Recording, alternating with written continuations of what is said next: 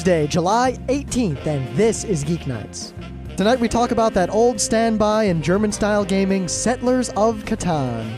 Also, a Geekback about arcade games, and some talk of the new Steam games coming out. Let's do this! Now, I'm normally not one to complain about the heat. I mean, I like it when it's really, really hot in the summer. You know, hot and humid and miserable for everyone else.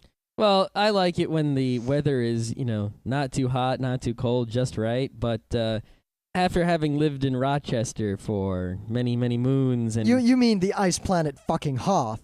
You mean Hoth 2. Hoth 2. And after living there for quite a while, I do prefer, more sun. I would rather die in a fire than die in an ice cave. I just generally like it hot. I mean, the summers I grew up with... Some like it hot. ...is a great movie. We're actually a lot hotter than the summers I experienced, in Rochester and living down here. But today, it was a special brand of hot. Now, I'm at work, and it's really, really hot, and the air conditioning's barely keeping up. And, I poke around in the weather to see if there's a thunderstorm or anything coming. And I see that for Beacon, well, first of all, driving into work, there were big signs everywhere warning people that there was an ozone alert and that you shouldn't go outside at all. And they were like, take public transportation, don't walk outside, it's dangerous. All right, whatever. So I look at the weather. There is a air stagnation warning for Beacon, in addition to an ozone warning and a thunderstorm warning. Well, air stagnation is important for sailors, and ozone is important for old people, and thunderstorms, that's not a warning, that's like a, hooray, thunderstorms. Now, I never really lived in a place where ozone was an issue. I mean, in Sterling Heights, Michigan, everything's flat. Ozone doesn't accumulate anywhere. I've never noticed an ozone issue before, ever. I mean, if you wouldn't have told me, I wouldn't have known. Well, you didn't do anything. Yeah. See, I every day this week, I've just been biking outside, when I get home and doing stuff. And today... my bike's broken. There's this ozone warning. So, whatever. I've heard about these things in New York City before, and we live kind of downstate, so I figured, all right, it's one of those things. It's probably nothing to care about. I mean, I've gone biking in hotter weather than this. It was only like 94 or something when I went out.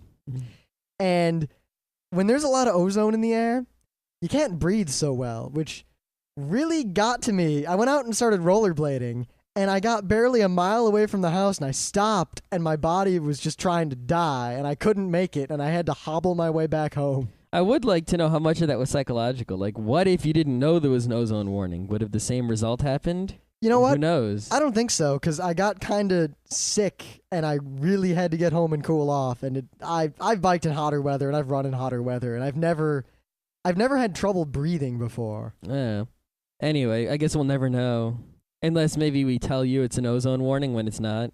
Go ahead and do that. I'm pretty sure I'll be able to tell, because I'll be able to breathe or not breathe.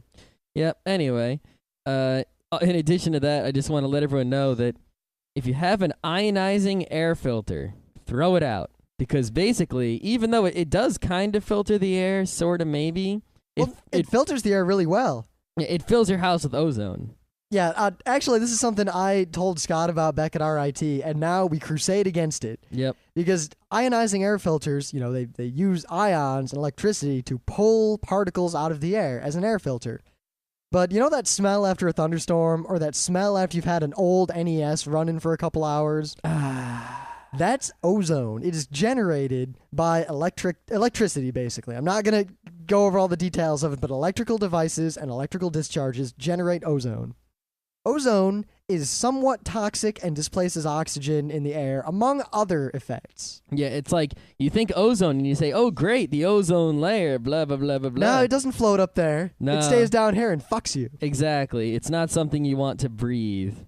Isn't ozone just like O3, right? Yes, it's O3 with I forget the names anymore because it's been over a decade. I used to know in 10th grade chemistry. Now I don't know anymore. It's been over a decade since I took a chemistry class. I took a chemistry class freshman year of RIT, and you know what?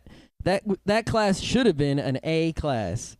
Like, I knew everything because I had just taken chemistry in 10th grade and reviewed all that stuff again. Did you just not do the homework? Grade.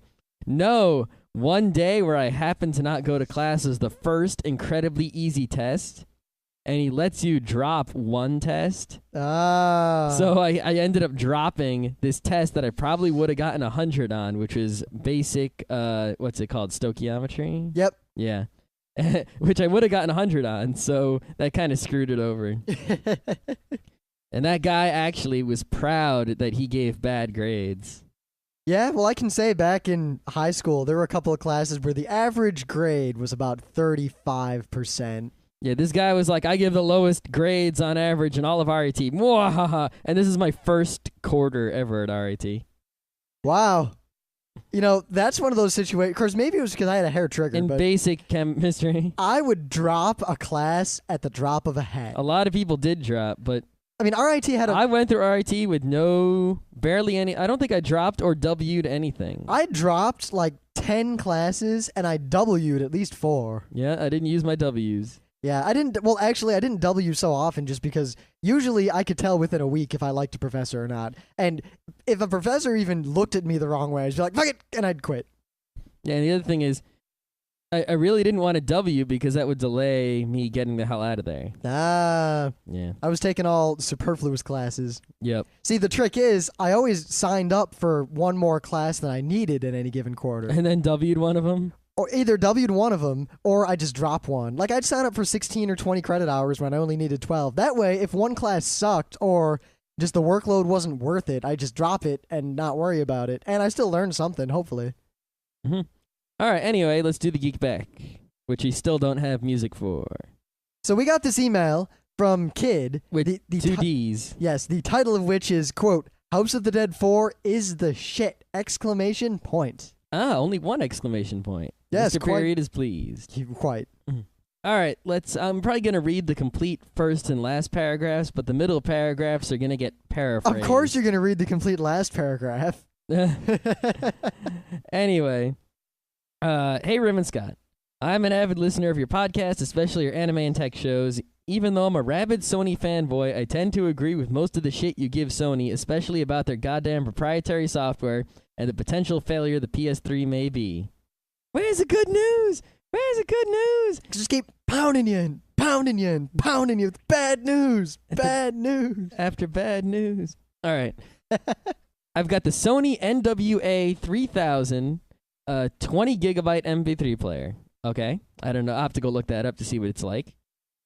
Which, as a player, is great, but the bundled MP3 transfer software, I've blissfully forgotten the name, is mind-booglingly crap. Yeah, welcome to the club. I think you wanted 2 G's and not 2 O's. I sympathize with this kid, fully, because my little recordy bit we use for conventions is equally terrible. The recordy bit's great. The software is godforsaken, unmitigated crap. Yeah. Luckily, they re-released their Sonic Stage software, which does run surprisingly smoother, and I can just about live with Sony's ass-poor attempts at making their own software. Why, God, why? Exclamation question, exclamation question, exclamation. Are you going to do the AWO thing of read all of the No. Is this a test of my faith? By the way, I love the show about the Mac you got to do your podcasting. Take that, you condescending Mac users. Actually, the fun thing is, the Mac has found a very useful home in our house, considering that now we know about Macs, which we didn't so much before, and it's actually a very good living room PC, other than a few annoyances we're still working on. Yeah, it can't do something. Well, we'll talk about that in another show. Yeah. But, yeah. The Mac is not a living room PC, and overall, it's better than our previous living room PC, but it still has some minuses. All right. Anyway, see, any of the people in the forum who made a thread about MP3 players, now you know about Sony players. Yeah, probably don't buy one unless you're willing to put up with that crap. Yeah, and my real question is, I guess these Sony players don't work on Linux. Maybe, do they work on Mac? That's a really good question. I've run... Actually, the recordy bit I have does not work at all on the Mac. Huh. It is Windows only. In fact, it is Windows 2000 and XP only. Wow, and what about people who, I know a lot of people use their iPods and other MP3 players with their Xbox 360. Can you use these Sony players with that? Probably not. Anyway, to continue the email, because here's the part that's really relevant to tonight's episode. Mm-hmm. Anyways, I wanted to write about my own first-hand experience with the new Time Crisis 4 and House of the Dead 4 arcade games. Both are crazy fun, but I think House of the Dead 4 comes out on top as my main coin guzzler and eventually an unhealthy addiction. I'm currently doing a summer job at Hong Kong. A Summer job. All right. A Sumerian job. Ooh. It's a Summer. Summer. All right. I thought we weren't gonna make fun of that. Star Control joke. Mern. We are the Mern. And there are a buttload of arcade centers, one of them being just down the road from my office. As soon as I listened to your podcast on the new TC4 and Hot D4, I had to go out and try them for myself. Suffice to say, I spent a ridiculous amount of money at the arcade that day. Yeah, personally, while I like arcade games a lot, other than competitive racing games and DDR, a gun game, I like gun games, but I tend to play them, beat them, and then never put any money in them again. See, well, it depends on the game. I mean, games like Time Crisis, I'll play through once with someone like you, and then I'm done with it, but a game like, I don't know, Police 911, I'll just play it over and over and over and over and over and over. I never get sick of it. Yeah, I mean, like, occasionally I'll play Time Crisis 1 or 2 while I'm standing around, but, you know, if I'm not playing, those are games you play to beat, because there's actually some kind of a plot there, kinda, and you want to see it. Yeah. Yeah. All right. Then he goes on to review Time Crisis 4 and House of the Dead 4 separately. Yeah. So Scott, you want to handle the Time Crisis 4 since Time Crisis is your game? Yeah, I'm not going to read the entire Time Crisis 4 review, but he says he's a fan of Time Crisis. He likes the pedal, the separate screens, and the players taking separate routes adds to the realism. He says the guns are too bulky, but he likes the kickback. It's called, force feedback. Well, force feedback and recoil. Yeah. Yeah. Well, or kickback. I guess. A lot of people call it kickback. Okay. Anyway. I don't know what your problem is against kickback. Yeah. Personally, I think that I want a heavy gun to play. It's got to feel real freaking sturdy. The sturdier, the better. Yeah. The problem is if it's as heavy as a real gun, you'll get tired right quick playing a game like that. Yep. But if it's, as light as, say, the games for Area 51 back in the day, it's like it's too light, so it's really hard to aim because any small movement of your arms just, the gun moves a lot. It's too easy to move the gun around. Anyway, his main gripe with the game is that it's a little too hard. The switching view mode is overwhelming at times, especially when you're completely surrounded, and he forgets to switch views. Well, I didn't have the problem of not knowing to switch views because it puts these giant left and right arrows on the screen. Yeah, though you didn't get so far in the game yet. I have a feeling it gets kind of nuts with that. I do have a feeling it gets a bit nuts. And also there's you have to keep switching weapons because in certain parts you need the right gun. But at the same time, if the game is too hard, that all depends on how the arcade operators set the difficulty. If people don't realize this, but pretty much every arcade game, even things like Pac-Man and Galaga, have internal difficulty settings where if you open up the back panel, you can set it to like easy, normal, hard, stupid hard.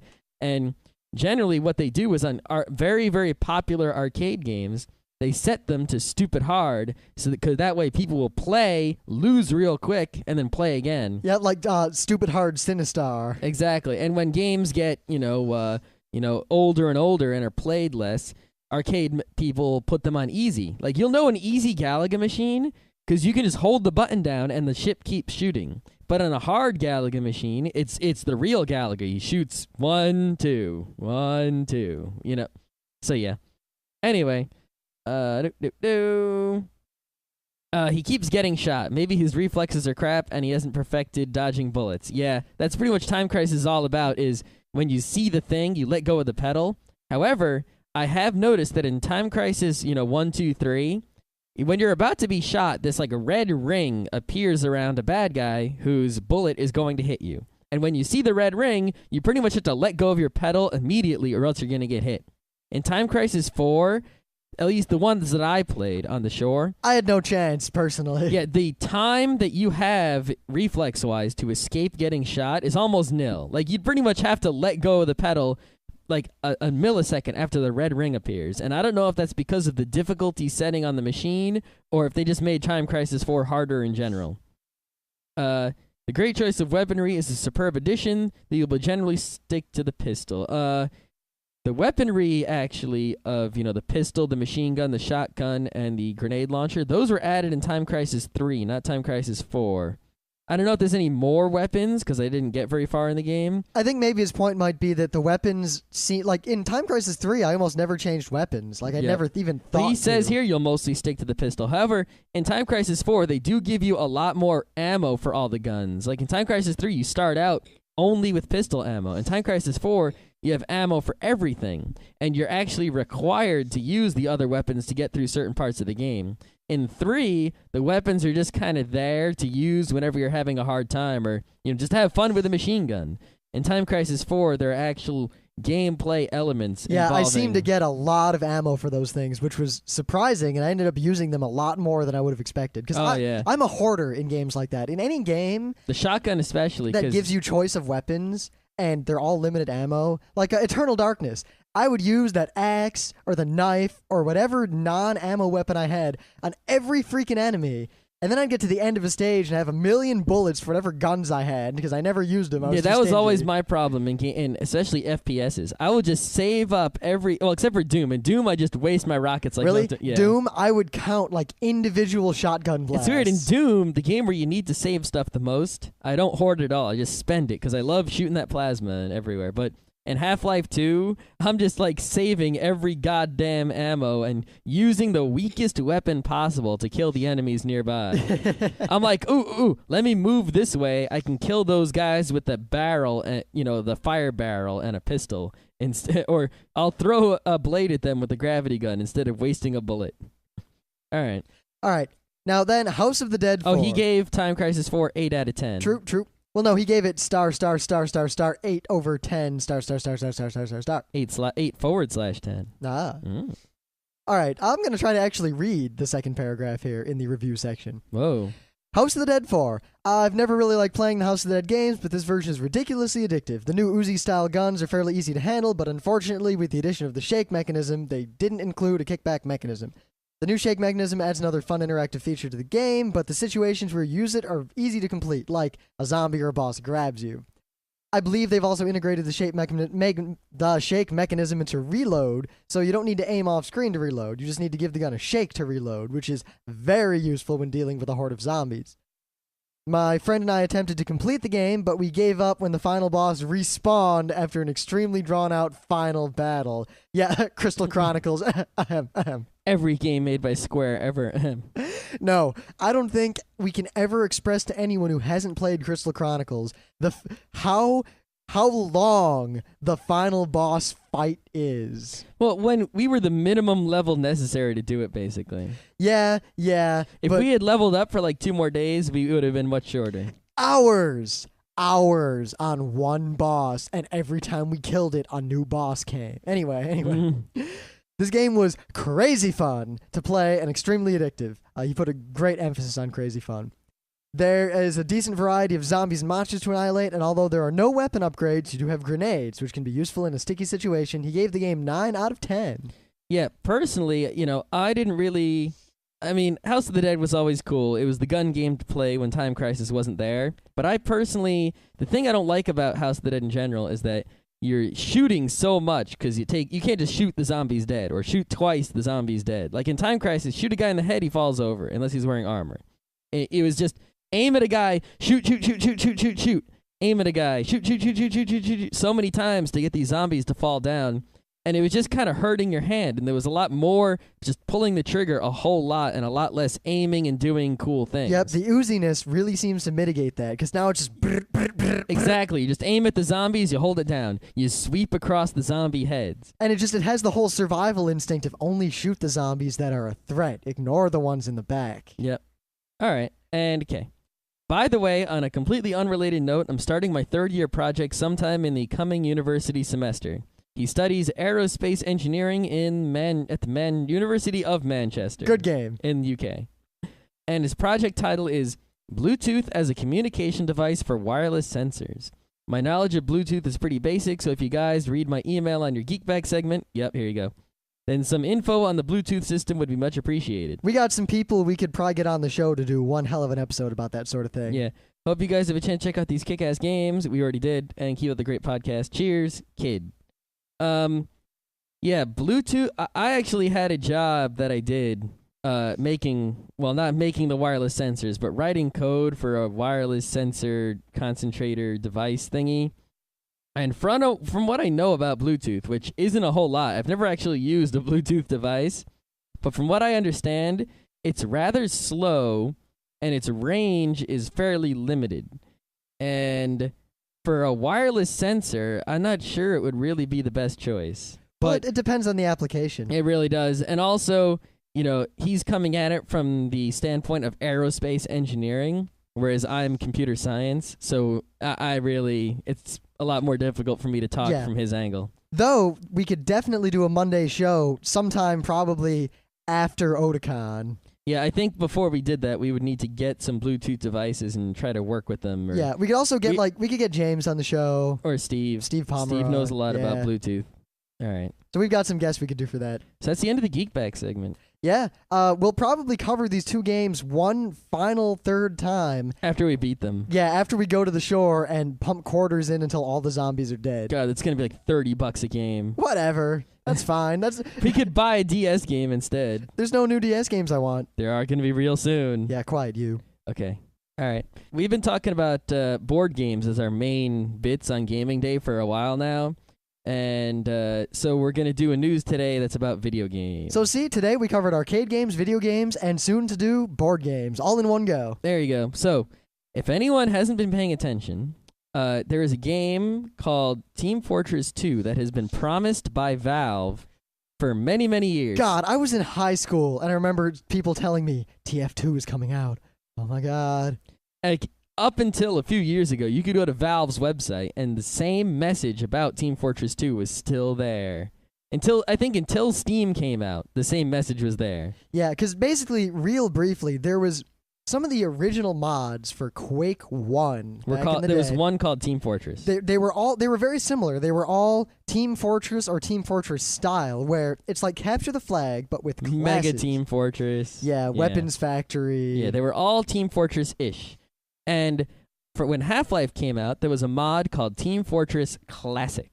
That was very, very popular among people who played Half-Life. Yeah, it was like Team Fortress, but slower, but also more polished. I didn't like it at all, personally. I didn't like it. However, there was most of it I didn't like. However, the hunted game mode was good because that was essentially CS Assault before CS Assault existed. See, I'll sound like an old man with my brittle old man hip, but honestly, of all the Team Fortress style capture the flag games, Weapons Factory and Mega TF, just to me, are hands down the best ever made. And I'll try this Team Fortress 2, but it's been so long and that genre of gaming has really kind of died away. I wonder how much of an impact it'll have. Maybe it'll revive the genre.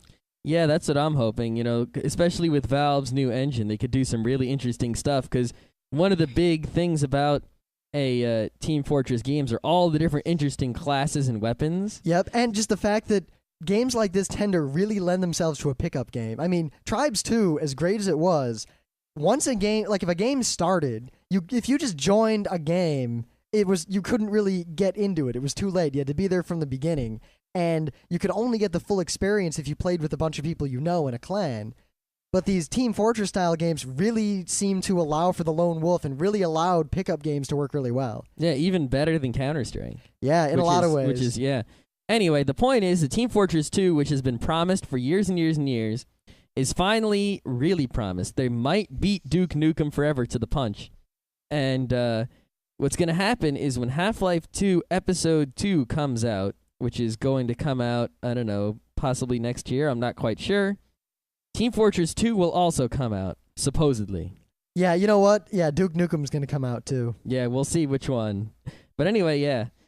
And also, supposedly, when Half-Life 2 Episode 2 comes out, another game from Valve is going to be released called Portal. Now, I just watched, Scott had watched it before, I think. I didn't. I watched it for the first time just now. Oh, great. The video kind of demo of what this game is about, and I went from completely uninterested to quite interested in about 15 seconds. If I could describe this, I mean, Half-Life 2 is a first-person shooter adventure. It has puzzles, but it also has shooting. Portal is a first-person puzzler. It's just an FPP. There's no shooting as far as we can tell. I think there was a bit of shooting, but Not, I don't think it was the shooting skill. It was more like Chip's Challenge, avoid the laser. I think there's less shooting in this game. I wonder than there if is anyone listening knows what Chip's Challenge is. Can I remember Chip's Challenge? Okay. I wonder. No, it might be on that hard drive. It might be. That dead one. I think I might be able to get a copy of it. Anyway, the point is that Portal, in Half-Life 2 there's a gravity gun, which allows all sorts of new interesting gameplay in a first-person shooter. Well, this game has the portal gun. Yes, what it seems like is you shoot the portal gun, and whatever solid surface or wall that you hit, it makes a portal. And you can shoot somewhere else to make the other end of the portal. And then you walk through. Now, the engine handles this in an incredibly awesome, pretty way. Yeah. You just walk right through. You can just see into the portal. If you can set up situations where you can see yourself in the portal. Like, this guy was going through loops and stuff, and it's cool because for puzzles, there'll be a puzzle like, get this block into that hole. So you'll have to make a portal, throw the block goes through the portal, lands near you, then crazy 3D interactive environment puzzles involving you creating portals, moving blocks, dodging things, jumping over things, going indoors. It seems like a game like this could be really, really intellectually stimulating because there's the old 2D puzzle games, push the blocks around, avoid the doohickeys, collect the jemmies and put them in the holes. Lolo. This is a 3-dimensional version of that seems to be implemented in a way that no one has ever done before, i.e. well. I'm really thinking, because, we were talking... Notice how I used i.e. correctly. Yep. Pig fuckers. Yeah. So, early on in this podcast, in our early episodes, we talked a lot about how PC gaming was dying. And it still is, as far as I'm concerned. But it really seems like Steam, the one PC gaming platform that, I still had hope for, is really starting to pick up, Steam. And the ship came out, which I'll talk about later because I bought that. Yep. And really, Half-Life 2 Episode 1 was really good, if short. The only thing that's lacking on Steam right now is a new multiplayer crazy hit game because nothing's really supplanted Counter-Strike even to this day. Yep. But yeah, hopefully NS Source will come out. Yep. Honestly, Natural Selection Source is one of the few reasons in the world that I want to build a fast enough PC to play Half-Life 2. Yeah, see, I'm really considering, possibly next year, buying a computer that does one thing and one thing only, run Steam. And if I was Valve, Valve the company, because SteamOS? Well, because what they've done is they've basically supplanted the game store. You don't need to go, GameStops and EBs have less and less space for PC games now. And Steam is allowing games that would otherwise get nothing, games like The Ship and Darwinia and such, and they're giving them, a huge store to be sold in at reasonable prices that can be downloaded. And there's now effectively no barrier to entry. You can just write a game or a mod, and you can sell it to If it's Steam. good enough, Valve will sell it. And if it's not good enough, the barrier to entry is your own stupidity. Yeah, the barrier to entry is Valve approves of your game and thinks it's cool. Yeah, so there's no one has the excuse of or Vivendi or whoever. Yeah. I don't know how. No I don't know one, the actual how it works. No one now has the excuse of the industry is blocking me out and won't let me in and blah blah blah blah blah. Yeah, so Steam really I think is the hope for the future of PC gaming. The Great White Hope. Exactly, and if there was some Steam OS or perhaps even a device, like, here, buy this box. This box does nothing other than run Steam flawlessly. It's $1,000. Something like that, I would totally go for it. Yeah, that we probably. Or, Steam for Linux. Hello. Yeah, Hello? I really Anybody don't know home? why they haven't. It wouldn't take that many resources. Steam for Mac OS. Hello. What's Actually, up? yeah, it's Intel Mac now. It would be even easier. I know. I don't know what their problem is. In fact, because OS X is BSD-like, if you ported it to either one, it'd be trivial to port it to both. It's pretty much they only need to do one port because they won't just forget the PPC Mac. You know what the problem is? DirectX. Yep. I mean, Half-Life 2, they pretty much gave up on the OpenGL. It's all the DirectX. Yeah, that's the one thing that really bothers me. I'm beginning to think that's why Half-Life 1 Steam and Wine runs well, because it's OpenGL, yet the Half-Life 2 Steam and Wine doesn't. It works. It's working perfectly, except for the performance is less than a frame a second. It just seems that Microsoft is leveraging DirectX with ATI in order to make it so that no platform can run games other than Windows, thus ensuring and that the gamers Xbox will all 360, buy it. which is also DirectX and Windows. Well, that's just a PC running effectively Windows. Sort of, but yeah, you get the idea. It's running all the parts of Windows that matter. For gaming. When you think about it. For everything we would use Windows for. Yeah, I know. If only, I think they are going to release a lot of these games for the 360, but I really need the whole Steam experience of modding things and all that. Yeah. And the keyboard and the mouse. We'll see. And the monitor. Because honestly, the golden age of PC gaming is long past us. And despite your opinions on whether or not gaming is actually dying or not, no one could argue with me successfully that PC gaming is anywhere near the heights it achieved in the mid to late 90s. Exactly. I'd like those days to come back, and I hope they will. I'm just not terribly optimistic, though I think these two games and all of the assorted bits around them are the best hope we have right now. Yep.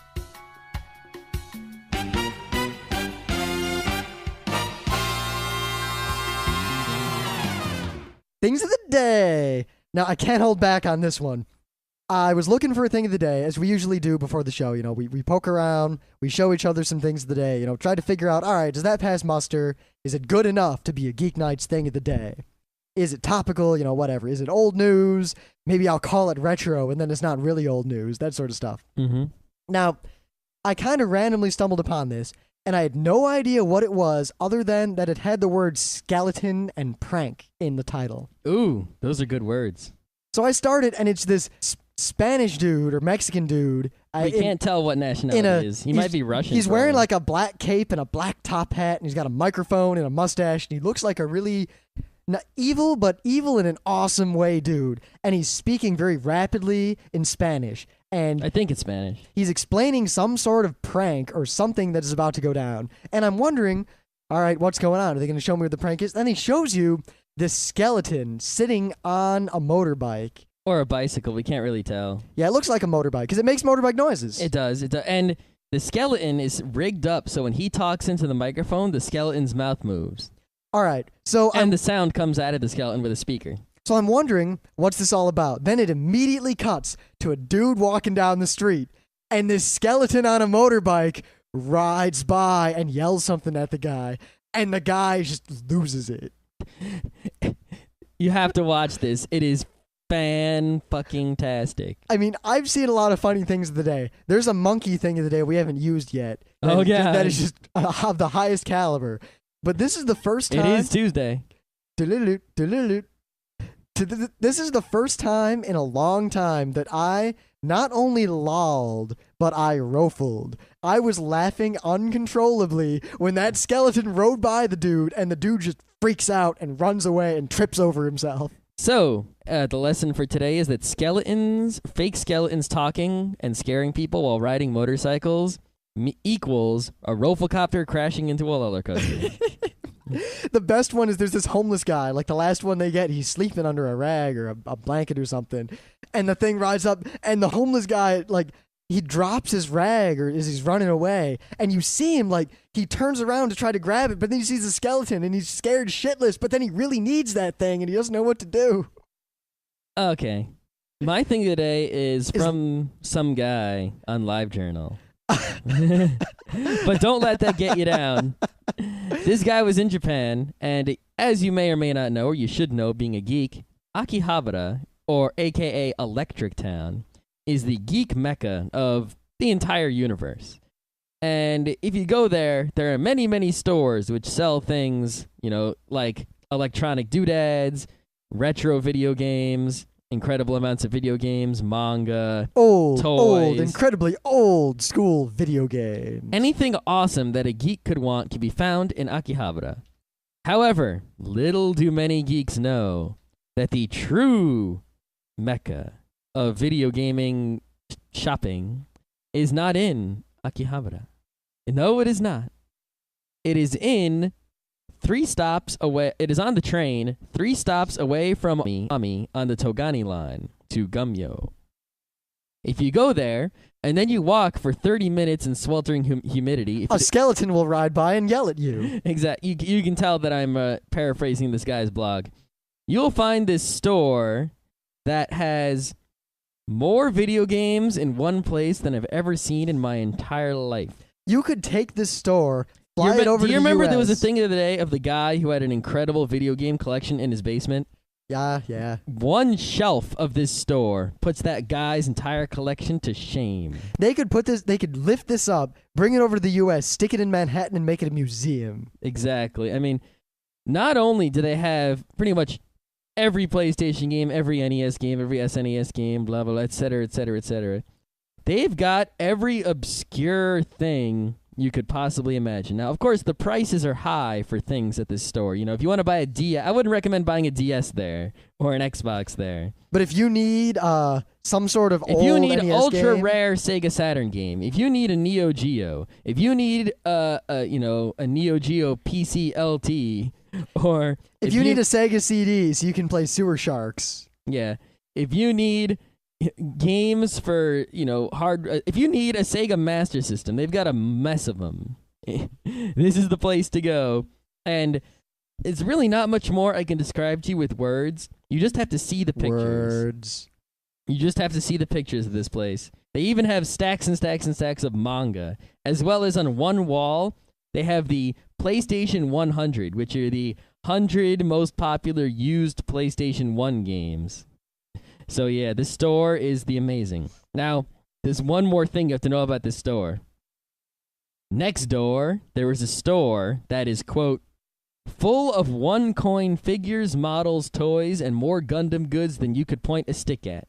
This is for another day. The guy didn't go to that store. So that says a lot. So there is an amazing store that is basically the king of video games, as far as I'm concerned. I've yet to see any other store beat this store as being the ultimate video game store. And next to it is what is supposedly the ultimate toy store, a little figurine store. So there you have it. Yeah. We just Akihabara is bait to lure the geeks away from the true Mecca. I really just have to go to Japan.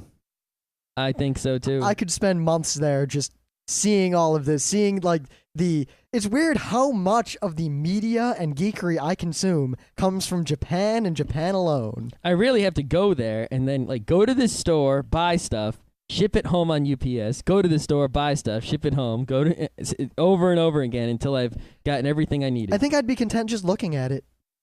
I'd buy one thing and keep it in my house as a relic. Like when you go to a sacred shrine and you take the rock here's the thing home. Is that I would be content just looking at it, but I also want to play a lot of it. Now, if there was some way I could go to the store. Emulation is your friend. Some of these things can't be emulated. That's the point. I don't want to play SNES games, whatever.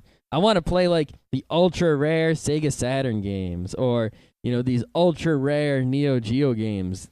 Things that no one else can play. Things that aren't emulated. Things where there are no emulators for them. Those are the things I want to play real bad. Yep, but anyway, we should probably move on to the main bit since we are trying to cut the show back down to a reasonable length. Yes, we've already gone on far longer than we expected. Okay, so today we are talking about the classic board game that everyone in the whole world should play. It's the marijuana of board games. It is the gateway game. Exactly. I mean, pretty much anyone I know who's into German games who wasn't so cool to be into it before German games were cool got into German games via playing Settlers of Catan. In fact, I remember very specifically when I went to RWAG, which was the giant gaming club at RIT, where, I went there before I went to the anime club, even though the anime club was far more influential in my life. Mm-hmm. But I went, and I saw people playing this game called Settlers, and everyone would say, oh, Settlers is the best game. Oh, you have to play Settlers. Everyone talked it up. I heard a lot of people talking about it, but I didn't play it until many, many moons later. I played it quite a bit sooner than Scott, and you know what? I got my ass handed to me. Yeah, there were guys there who were real good at it. Yeah, the thing is, now we are both completely equal to them, and in fact, everyone who is good at Settlers is all equal, but we'll get to that later. Mm-hmm. Now, the reason we're going to talk about this is it's an old game, and we know that all of you German game fans know about this game, but a lot of people have been asking us or talking about how to get into gaming, how to get into German games, and this is really, other than possibly Carcassonne, one of the best games ever to start your German habit with. Yes, the thing is, as we will explain later, it is not a good game to continue your habit with. Yep. Now, the game is very simple in how it's constructed. You have a board, and the board consists of hexes. And every hex is a different type of resource. Yeah, there's the grain. Grain, wood, brick, stone, and sheep. There's also one desert tile. Which is nothing. And is surrounded by water, and some of the water has ports on it. Pretty much every other water has a port. Now, everyone goes around, and you start with 2 villages on the board. And a village will... Settlements. Well, yeah, but it doesn't matter. It doesn't matter. Little houses.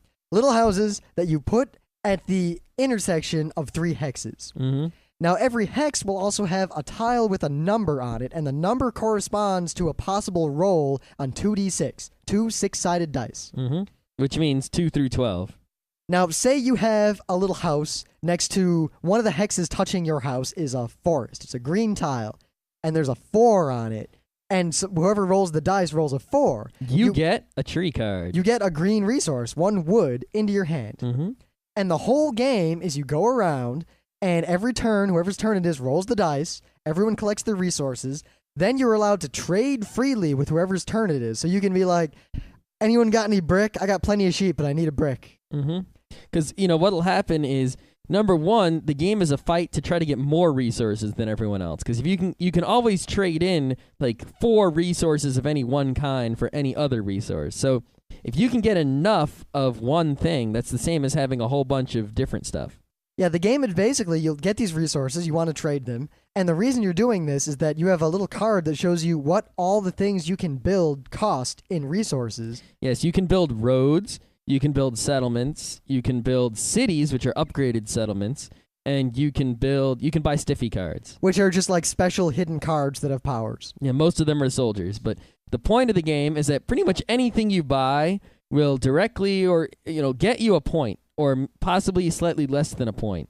And if you can get 10 points, you win. And everyone starts the game with 2 points already. Yeah, and first 1 to 10 wins. It's a straight-up race. Yeah, so the race is get the most resources, get the right kinds of resources, spend them to build things and expand your, total settlement, and in the end, get to 10 points before anyone else gets to 10 points. It's primarily a strategic game in that you pick, the way it works is actually, it's a cool mechanic, especially people who have never played German-style games before and never run into anything like this.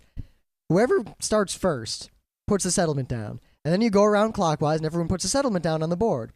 Then whoever placed last starts again going counterclockwise and puts their second settlement down. So basically, whoever went first also goes last. Yep. So it's a really fair way to place your settlements because... assuming that everyone puts their settlement in their starting settlement in the best possible position, the guy who goes first gets 1 settlement in the best position on the board and another settlement in the second best position on the board. Now, my favorite thing to do is if the other players are inexperienced, I like to go 4th because they all put their things in stupid places and then I take the 2 best places. Yep.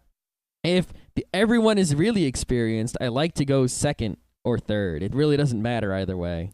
Now, the thing is, you're probably not going to have settlements on all the hexes that you need to generate all the resources to build different things. And furthermore, different types of things require different types of resources. Yeah, if you want to build roads, you need bricks and woods. And if you want to build cities and stiffy cards, you need a lot of rock and sheep. Yeah, rock and grain also. Yeah. So, well, you need sheep for everything. Yeah, so some people will start off the game getting lots of brick and wood, which is great because they can build lots of roads, which you need to connect your settlements. And maybe, they'll get the odd sheep and grain to build some more settlements, but they don't get any rock, which means they're going to have a hard time making stiffy cards, and they're going to have an even harder time building cities. Now, you get a point for everything you've got on the board, every main thing. Like a settlement is worth 1 point, and a city is worth 2 points. And the other ways to get points are that there are 2 tiles, longest road and largest army. Yes, whoever has the longest road in the game, that is at least 5 roads long, I think. Yeah. Gets 3 points. 2. 2? I think it's 2. It doesn't matter. And whoever has the most soldiers, at least 3 soldiers, right? Yes, at least 3. Gets 2 points, 3 points, whatever it is. Now it doesn't matter. And that's really the whole game. The only other mechanic is that as it goes around, you're drawing resources. Anytime a 7 is rolled, the robber comes out. The robber. Now, first off, anyone who has more than 7 cards in their hand, more than 7 resources, has to discard half of them rounding up. Yep. Now, obviously, if everyone is rolling 2d6 on their turn, 7 is the most common result. However, 7 compared to all the other results combined is not the most common. Then you take the robber, because you rolled a 7, and you put it on a tile. And whatever tile he's on, even if that tile's number is rolled, nothing comes out. So if I put it on the 4 that is next to Rim, let's say Rim's settlement or city is next to a grain that has the number 4 on it. I put the robber on top of that. Now Rim rolls the number 4. He doesn't get any grain where he normally would have gotten 2 grain. Yeah, and then I punch Scott in the face. Exactly. That's what the robber is all about. Now the game is mostly just having the strategy of I plan to start here and here. I want to build roads this way. I want to build settlements this way. This is how I'm going to get the victory points to win. It's slightly tactical in, all right, that guy is going for the same place I'm going. I got to trade for the wood and bricks I need to build the road to block him off so I can build my thing. Exactly. The only randomness in the game is the dice, which is actually kind of annoying, because the dice can often decide the game. Just randomly, hey, they kept rolling 4. I don't get anything on 4. Rim gets 3 resources whenever a 4 is rolled. I'd rather have 3 Reeses. Yeah, but Rim is probably going to win if that keeps happening. Monkeys are... Oh, my God. Yeah, but, assuming an even distribution of dice rolling, a bell curve of dice rolling, you can say at the beginning of the game, all right, well, I'm going to spend my resources in this fashion. I'm going to build that, then that, then that, then that, then that. And that's the fastest way that I can get 10 points based on this starting position and the resources that are available. Now... all of that is very, very quick. The only part of the game that takes a lot of time, and it's the most important part, it's also the most fun, especially for people who have never played a game like this before, is the trading. Mm-hmm. Because you want to trade with other people, but you've got to be careful. Because anytime you trade, you're obviously helping the other person almost as much as you're helping yourself. Unless they're an idiot and they're allowing you to get away with a steal. Exactly. The problem in Settlers is that the highlight of the game is trading. Anyone whose turn it is can freely trade resources with anyone else. You can't trade, if it's Rim's turn, anyone can trade with him and he can trade with anyone. But if it was my turn, then Rim couldn't trade with Joe because it's my turn. Even though a lot of people will ignore that rule. Yeah, and they'll just wait until someone's turn and then make the trade. But, the point is that the trading is a lot of fun. You have certain resources, you need other resources, someone else has them, and you trade them resources they need for resources you need. And, of course, you make a lot of jokes along the way. I got a lot of sheep. I need some wood. Yes. My sheep, they need grain to eat. And they are full of bricks. There's also implements like there are ports around the edges, and they let you trade in resources. Like a sheep port makes sheep more valuable for you. We don't need to get into all that because if you're going to play the game, you'll read the rules. Yes. The point of the trading, though, is this.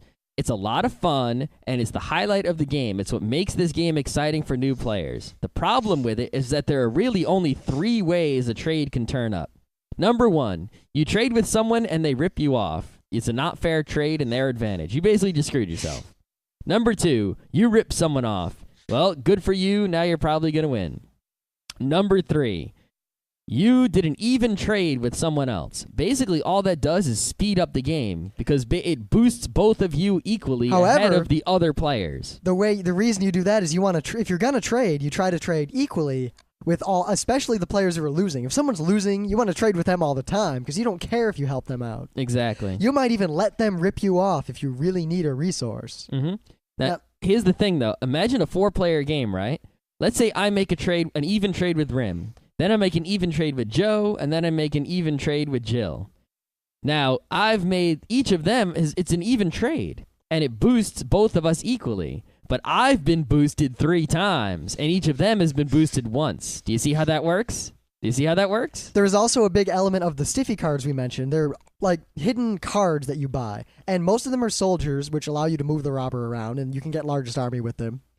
Some of them are also special cards like build a bunch of roads or Monopoly is the best. Monopoly is You name a resource, and everyone gives you all of that resource that they have in their hand. So let's say you don't have a lot of rock, and everyone else has a lot of rock. You say Monopoly rock, and everyone has to give you all their rocks. Or one of the first devious strategies someone will come up with. It's the when they play basic this strategy game. that noobs only fall for once, and experienced people never fall for. Say I've got a lot of grain, and I have a Monopoly. Because keep in mind, these cards are secret.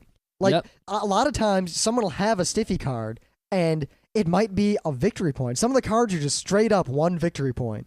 Some of the cards, they have the power, some of the soldiers. And someone rolls a 7, they're out to place the robber on your space. You hold your stiffy card up, you're not allowed to show it to him, but you can say, this is a soldier, and I will fuck you if you put that thing on my hex. Exactly. I suggest you put it on someone else's hex, preferably Scott's. Mm-hmm. Yeah, that's right. There's also the element of like giving people resources to say, please don't rob me, take this resource. But I've always had the policy of don't give anyone anything. Yeah, well, generally, people who are less experienced with German games and less experienced with Settlers enjoy the game a lot more. Like, someone will roll a 7, and people are bribing them, like, I'll give you 2 rock if you jump this on loot. Yeah, see, that's a lot of fun when you're bribing people to not rob you, you're bribing people to rob someone else, you're trading resources with people. There's a lot of stuff going on, and it's a lot of fun mechanics. Yep, but before we go on with this, I just want to say, if you are new to German board gaming or German-style gaming or real board gaming in any way, I highly, highly, highly recommend Settlers of Catan. Yeah. Also, if you are into German gaming but you've just never played Settlers, I highly, highly, highly recommend it. You have to play it at least once or twice until you figure it out. But now the disclaimer is gone. Once you get into German gamings and you've learned a lot about it and you start learning game theory, maybe not the math behind it or the theory behind it, but a practical application of it, meaning you can apply game theory in a broad scale to all of the games you play, you'll realize that Settlers of Catan is a 100% random game among experienced players. Yeah, I mean, if everyone playing the game is very, very, experienced at the game, they are all going to play perfectly. There is going to be barely any trading. No one will ever bribe anyone who has robber. They'll just say, rob me. You'll get 1 resource if you rob me. If we all bribe you, you're going to get 1 resource from each of us. Screw that.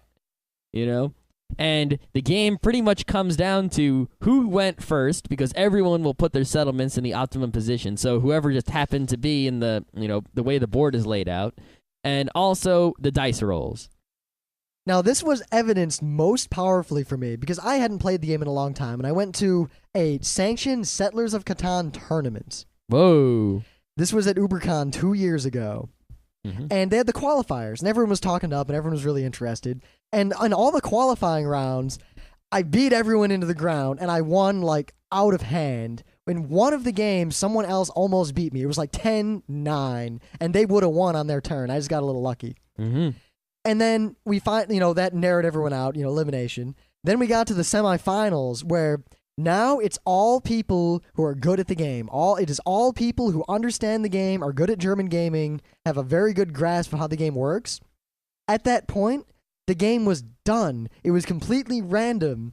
Because after that point, when I played with the qualifying, everyone was yelling and screaming and yelling and having fun and trading with each other. There are a bunch of noobs that you can trade with. If there's a bunch of noobs playing the game, you trade with all of them equally, and that way, you get boosted ×3 and you win. Or you pick one of them who is just really dumb, and you trade with him the whole game. And you just keep ripping him off and siphoning his resources. Yeah. Or you king make, where say you have a situation where you can help yourself and help someone else. Even if you'll help the other person more than you'll help yourself.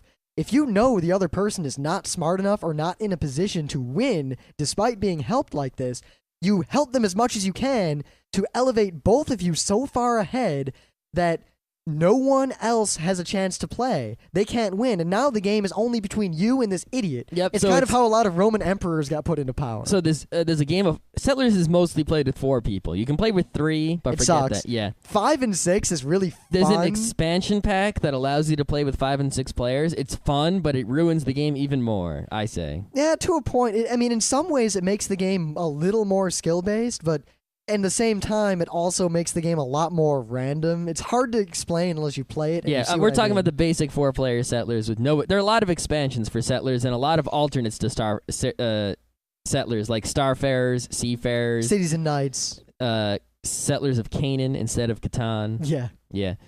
But, I mean, we got to the semifinals, and everyone played perfectly optimally. No one said a word. I think there was one trade in the whole game. And literally, the victory points was like, everyone has 2, then one guy has 3, then everyone has 3, then someone has 4, then everyone has 5. In the final round, I kid you not, it was the guy who won had 10. The rest of us all had 9, and all of us would have won on our turn. Yep. Like, I'm not exaggerating at all. This is exactly how it ended. We all looked at each other, and the one girl who was sitting to the right of me said, "Yeah, I don't know why they had a Settlers tournament. This is kind of silly." And that was the end of that. Yep. It really, if people are skilled at Settlers, it comes down to randomness. It really isn't a game of skill. It is the purpose of Settlers of Catan. It is probably the best game in the world for introducing people to German-style gameplay and having a lot of fun trading things if you haven't figured out the game yet. All right, and on that note, I believe we are out of here and actually on time and schedule for once. Holy crap. I don't know what I'll do. Free up a lot of space on Libsyn. Yeah, actually, the Libsyn problem was resolved. I gotta say, as a quite quick meta bit before I leave, that Libsyn, I mean, we complained about him a lot early on. We did, and rightfully so, I believe. Definitely. But they've been getting steadily and steadily better. So I'm not going to endorse Libsyn 100% yet, but they're doing adequately, and it's worth the money. Hooray! That's what I'll say for now.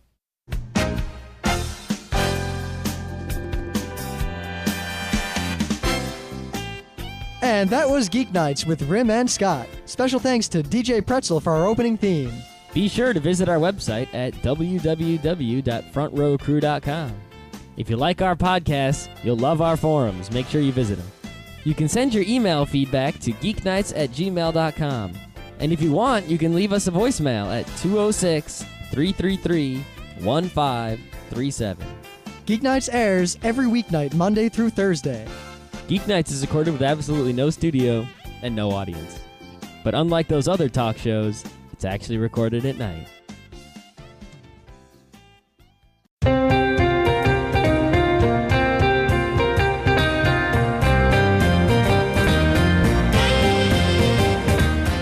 It's Tuesday, July 18th, and this is Geeknights. Tonight we talk about that old standby in German-style gaming, Settlers of Catan. Also, a Geekback about arcade games, and some talk of the new Steam games coming out. Let's do this! Now, I'm normally not one to complain about the heat. I mean, I like it when it's really, really hot in the summer. You know, hot and humid and miserable for everyone else. Well, I like it when the weather is, not too hot, not too cold, just right. But after having lived in Rochester for many, many moons, and you mean the ice planet fucking Hoth? You mean Hoth 2. And after living there for quite a while, I do prefer, more sun. I would rather die in a fire than die in an ice cave. I just generally like it hot. I mean, the summers I grew up with it hot. is a great movie. We're actually a lot hotter than the summers I experienced, in Rochester and living down here. But today, it was a special brand of hot. Now, I'm at work and it's really, really hot and the air conditioning's barely keeping up. And, I poke around in the weather to see if there's a thunderstorm or anything coming. And I see that for Beacon, well, first of all, driving into work, there were big signs everywhere warning people that there was an ozone alert and that you shouldn't go outside at all. And they were like, take public transportation, don't walk outside, it's dangerous. All right, whatever. So I look at the weather. There is a air stagnation warning for Beacon, in addition to an ozone warning and a thunderstorm warning. Well, air stagnation is important for sailors, and ozone is important for old people, and thunderstorms, that's not a warning, that's like a, hooray, thunderstorms. Now, I never really lived in a place where ozone was an issue. I mean, in Sterling Heights, Michigan, everything's flat. Ozone doesn't accumulate anywhere. I've never noticed an ozone issue before, ever. I mean, if you wouldn't have told me, I wouldn't have known. Well, you didn't do anything. Yeah. See, I every day this week, I've just been biking outside, when I get home and doing stuff. And today, my bike's broken. There's this ozone warning. So whatever. I've heard about these things in New York City before, and we live kind of downstate, so I figured, all right, it's one of those things. It's probably nothing to care about. I mean, I've gone biking in hotter weather than this. it was only like 94 or something when I went out.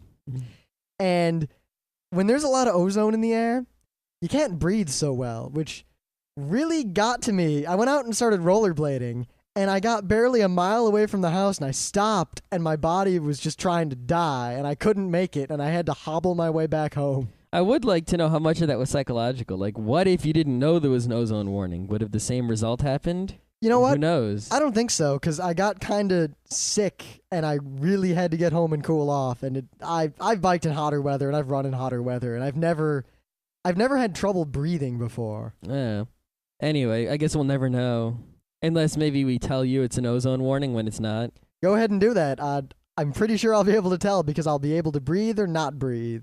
Yep. Anyway, in addition to that, I just want to let everyone know that if you have an ionizing air filter, throw it out. Because basically, even though it does kind of filter the air, sort of maybe, Well, it filters the air really well. it fills your house with ozone. Yeah, actually, this is something I told Scott about back at RIT, and now we crusade against it. Yep. Because ionizing air filters, they use ions and electricity to pull particles out of the air as an air filter. But you know that smell after a thunderstorm, or that smell after you've had an old NES running for a couple hours? That's ozone. It is generated by electricity, basically. I'm not going to go over all the details of it, but electrical devices and electrical discharges generate ozone. Ozone is somewhat toxic and displaces oxygen in the air, among other effects. Yeah, it's like you think ozone and you Either W'd one of them, or I just drop one. Like, I'd sign up for 16 or 20 credit hours when I only needed 12. That way, if one class sucked or just the workload wasn't worth it, I'd just drop it and not worry about it. And I still learned something, hopefully. All right, anyway, let's do the Geekback, which we still don't have music for. So we got this email from Kid. With the two Ds. Yes, the title of which is, quote, House of the Dead 4 is the shit! Exclamation point. Only one exclamation point. Yes, Mr. Period is pleased. Quite. All right, I'm probably going to read the complete first and last paragraphs, but the middle paragraphs are going to get paraphrased. Of course you're going to read the complete last paragraph. Anyway, hey, Rim and Scott. I'm an avid listener of your podcast, especially your anime and tech shows. Even though I'm a rabid Sony fanboy, I tend to agree with most of the shit you give Sony, especially about their goddamn proprietary software and the potential failure the PS3 may be. Where's the good news? Where's the good news? Just keep pounding you and pounding you and pounding you with bad news. Bad news. After bad news. All right.